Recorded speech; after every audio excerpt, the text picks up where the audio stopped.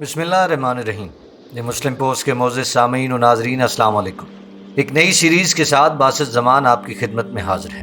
ناظرین، ہم کربلا جیسے عظیم سانحے کو 6 ساتھ میں آپ کی خدمت میں پیش کریں گے۔ یہ ایک مکمل، جامع اور حقائق سے بھرپور سیریز ہوگی۔ میں امید کرتا ہوں کہ یہ آپ کو پسند آئے گی۔ ناظرین، اس سے پہلے کہ ہم واقعہ کربلا کی بات کریں تو ہمارے لیے ان عوامل کو جاننا بہت ضروری ہے کہ جن کے پیش نظر یہ واقعہ پیش آیا۔ حضرت عثمان رضی اللہ تعالی عنہما کی شہادت سے فتنوں کا ایک غیر منقطع سلسلہ شروع ہو جاتا ہے۔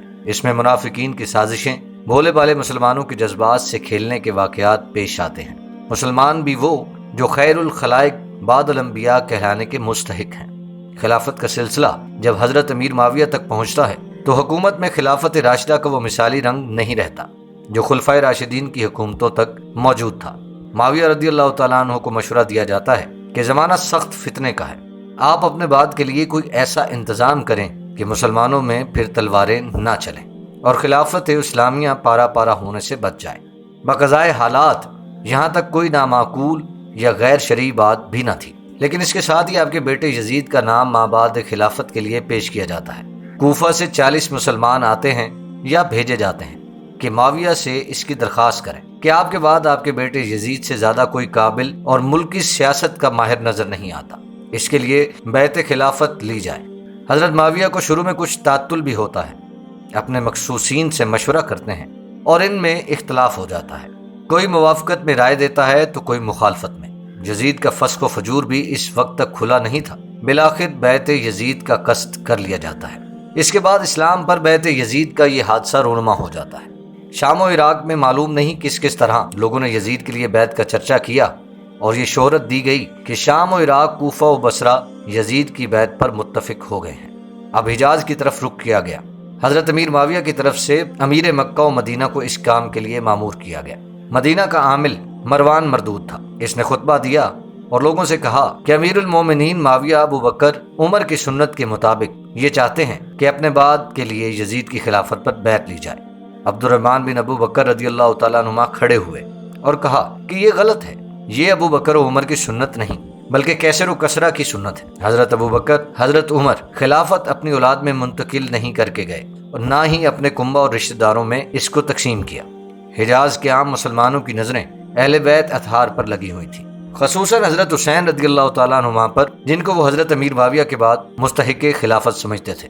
وہ اس میں حضرت حسین، حضرت عبداللہ بن عمر، حضرت عبد الرحمن بن ابی بکر، حضرت عبداللہ بن زبیر، حضرت عبداللہ ابن عباس کی رائے کے منتظر تھے کہ وہ کیا کرتے ہیں۔ ان حضرات کے سامنے اول تو کتاب و سنت کا یہ اصول تھا کہ خلافت اسلامیہ خلافت نبوت ہے، اس میں وراثت کا کچھ کام نہیں کہ باپ کے بعد بیٹا خلیفہ ہو، بلکہ ضروری ہے کہ آزادانہ انتخاب سے خلیفہ کا تقرر کیا جائے۔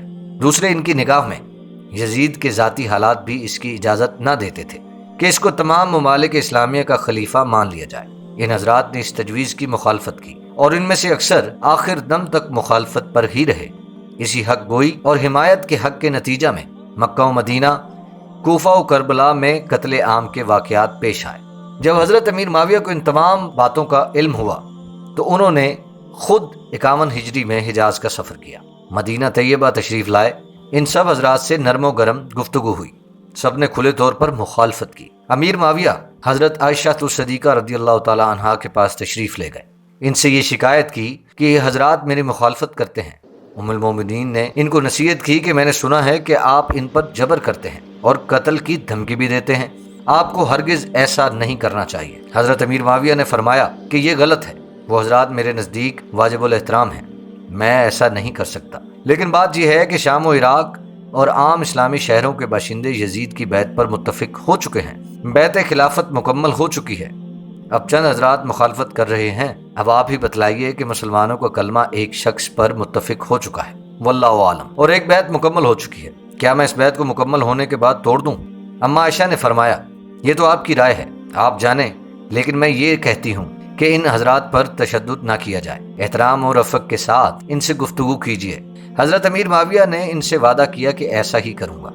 تاریخ ابن کثیر سے حضرت حسین رضی اللہ تعالیٰ عنہما اور حضرت عبداللہ بن زبیر حضرت معاویہ کے قیام مدینہ کے زمانہ میں یہ محسوس کرتے تھے کہ ہمیں مجبور کیا جائے گا، اس لیے مع اہل و عیال مکہ مکرمہ پہنچ گئے۔ عبداللہ بن عمر اور حضرت عبد الرحمن بن ابی بکر حج کے لیے مکہ تشریف لے گئے۔ جب امیر معاویہ کو یہ پتہ چلا کہ امام حسین مکہ تشریف لے گئے ہیں تو وہ بھی حج کے لیے مکہ مکرمہ تشریف لائے اور یہاں حضرت عبداللہ بن عمر کو بلایا اور فرمایا، اے ابن عمر، تم مجھ سے کہا کرتے تھے کہ مجھے ایک رات ایسی گزارنا پسند نہیں جس میں میرا کوئی امیر نہ ہو۔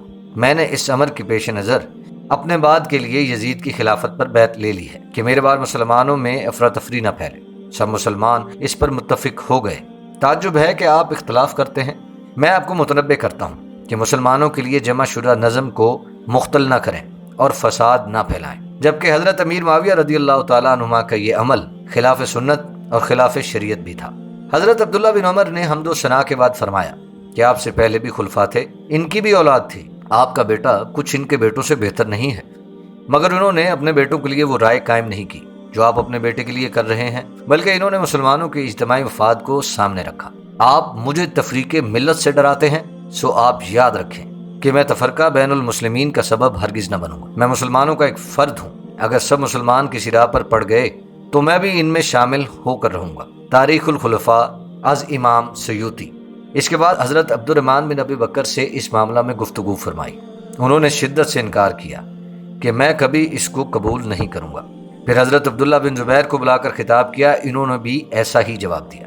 اس کے بعد حضرت حسین رضی اللہ تعالیٰ عنہما اور حضرت عبداللہ بن عمیر وغیرہ خود جا کر حضرت امیر معاویہ سے ملے اور ان سے کہا کہ آپ کے لیے یہ کسی طرح مناسب نہیں ہے کہ آپ اپنے بیٹے یزید کے لیے بیعت پر اصرار کریں۔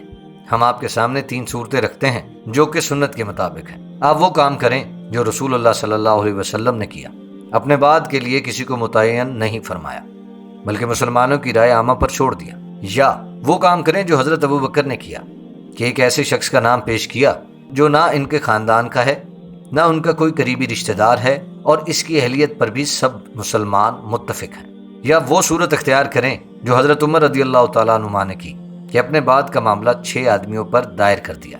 اس کے سوا ہم کوئی چوتھی صورت نہیں سمجھتے، نہ قبول کرنے کے لیے تیار ہیں۔ مگر حضرت امیر معاویہ کو اپنی اس رائے پر اصرار رہا کہ اب تو یزید کے ہاتھ پر بیعت مکمل ہو چکی ہے، اس کی مخالفت آپ لوگوں کے لیے جائز نہیں۔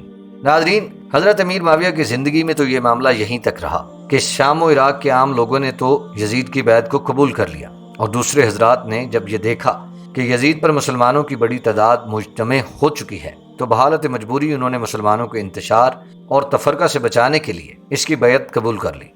مگر اہل مدینہ اور خصوصاً حضرت امام علی مقام حضرت حسین رضی اللہ تعالیٰ عنہما، حضرت عبداللہ بن عمر، حضرت عبداللہ بن زبیر، ان سب نے بیعت یزید سے انکار کیا اور اس پر ثابت قدم رہے اور کسی کی پرواہ کیے بغیر حق بات کا اعلان کرتے رہے کہ یزید ہرگز اس قابل نہیں کہ اس کو خلیفۃ المسلمین بنایا جائے، یہاں تک کہ حضرت امیر معاویہ کی وفات ہو گئی اور یزید بن معاویہ نے ان کی جگہ لے لی۔ واقعہ کربلا کی پہلی قسط میں اب تک کے لیے اتنا ہی۔ واقعہ کربلا کی دوسری قسط تک کے لیے باس زمان کو اجازت دیجیے۔ اللہ نگہبان۔